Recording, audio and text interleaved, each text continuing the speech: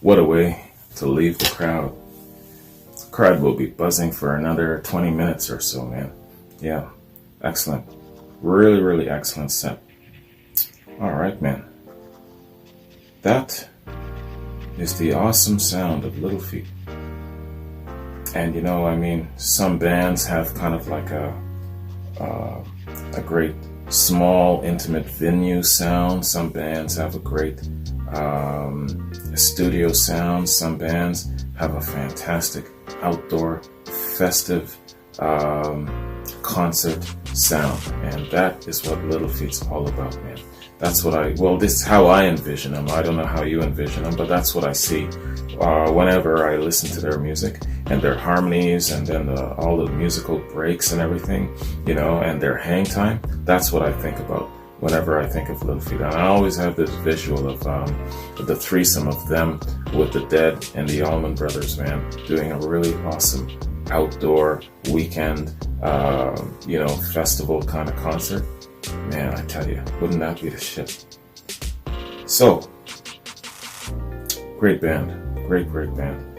I still don't know a lot about them in the sense of all of their members and the intricacies of how they were formed and all of those specific details. I still got some reading up to do about Little Feat. But let's focus on the review here that Jeff sent me. And the review says, it's a Live Music Daily. It's from Live Music Daily, a look back at Little Feat by John Mikeska. And John says, quote, every once in a while, an album comes along that completely changes the way you think about a band.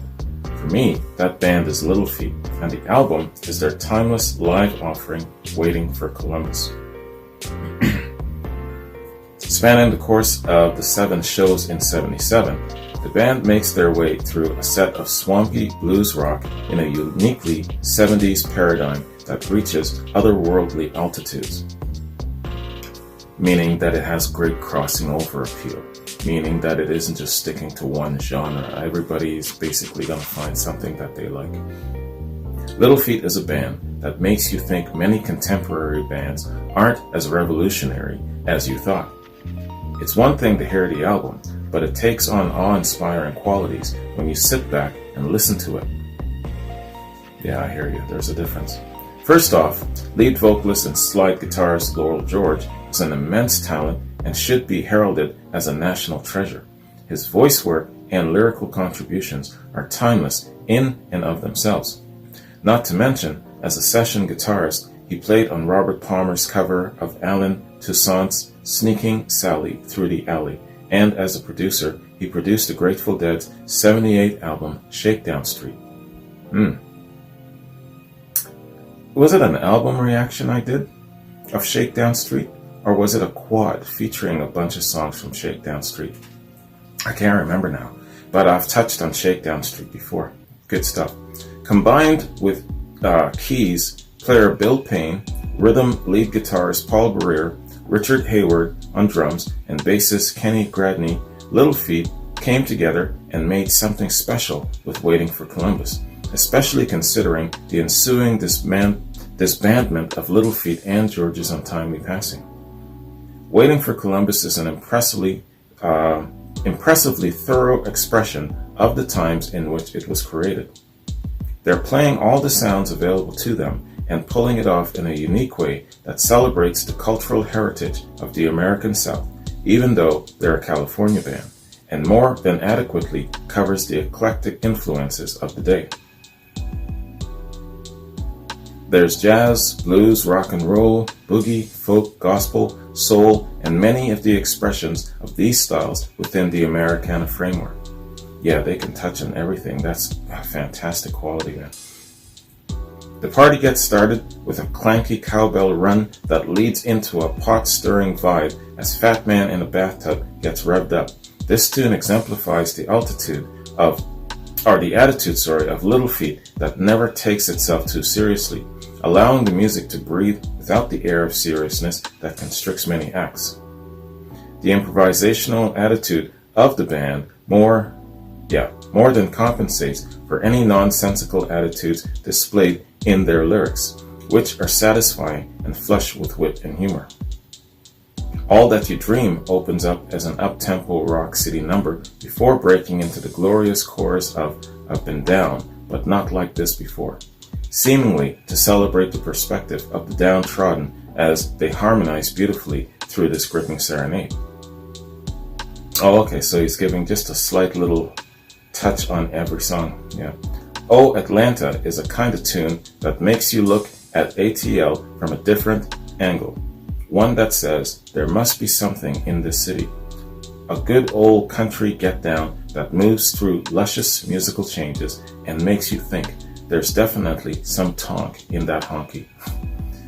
Upon taking a closer look at this song, I realized that I didn't fully appreciate the creativity and musical awareness of Little Feat.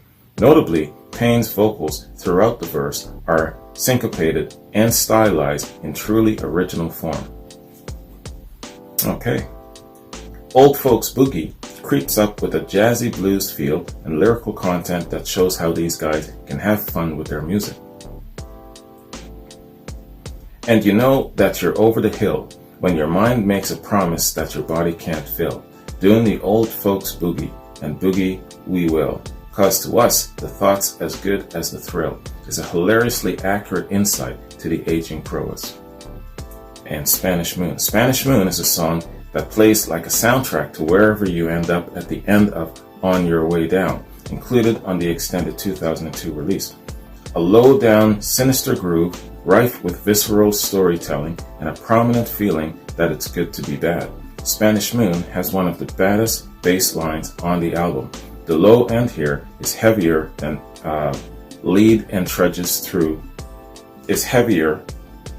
Than lead and trudges through the filth of the visceral storyline. At the moment, I can hardly think of a band that weaves as rich a narrative and moves through it with such compelling musical dexterity. As if to place exemplary punctuations, the Tower of Power horn section lies in wait to unleash their brass blasting fury. Man, this dude can write, can he?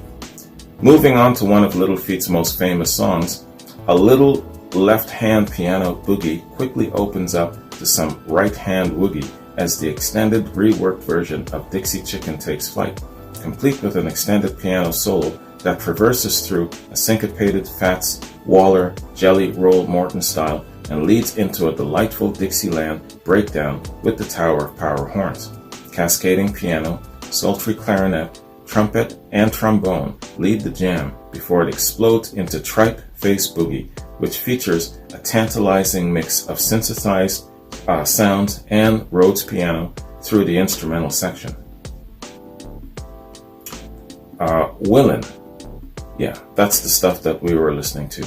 Willin, Don't Bogart That Joint is a slowed down country crooner section with a beautiful, lonesome feel to it, riding the edge between all out sorrow and a feeling of redemption that says, I've been through some shit, but I'm gonna be alright, and damn it, if I'm not gonna be better off for it.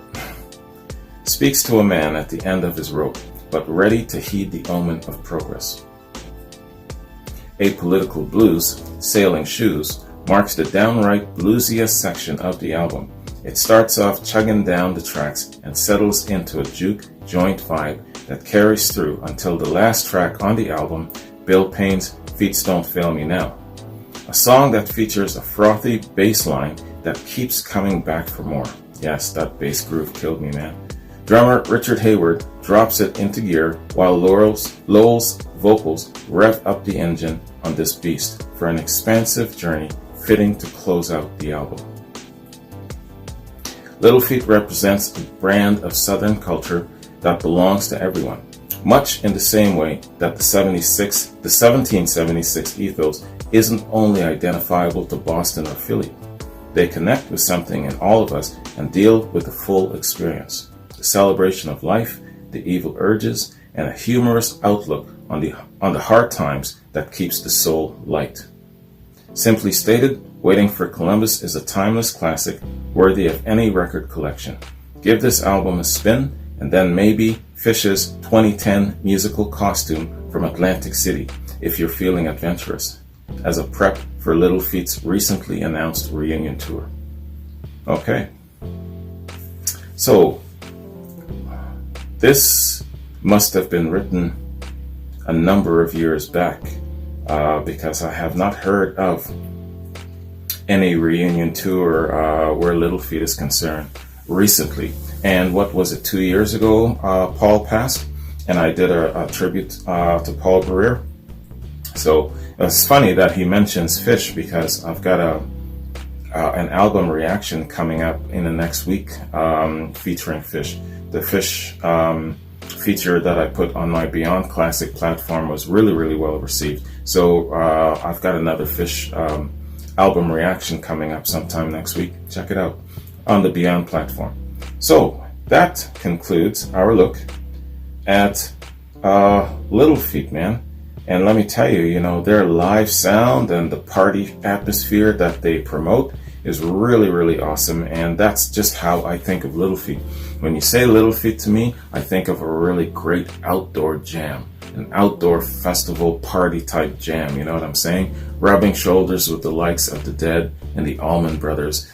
Same venue, same concert, throwing the same bash. You know, that's how I think of Little Feat, man. Definitely a band worthy of listening to live. And I like their live sound, of course, better than their studio sound. Absolutely, because they're partying, man. They're jamming. Yeah, sorry, man. Let me just check my notes, man, see what I got going on here. So I just finished doing a really cool look at Yoyoka Soma. And she's, how old would she be now? She's 11, but yeah, I guess when she started, she might have been 8 or 9. She's this really, really nice little Japanese girl who can just drum like you wouldn't believe, man, covering all the greats.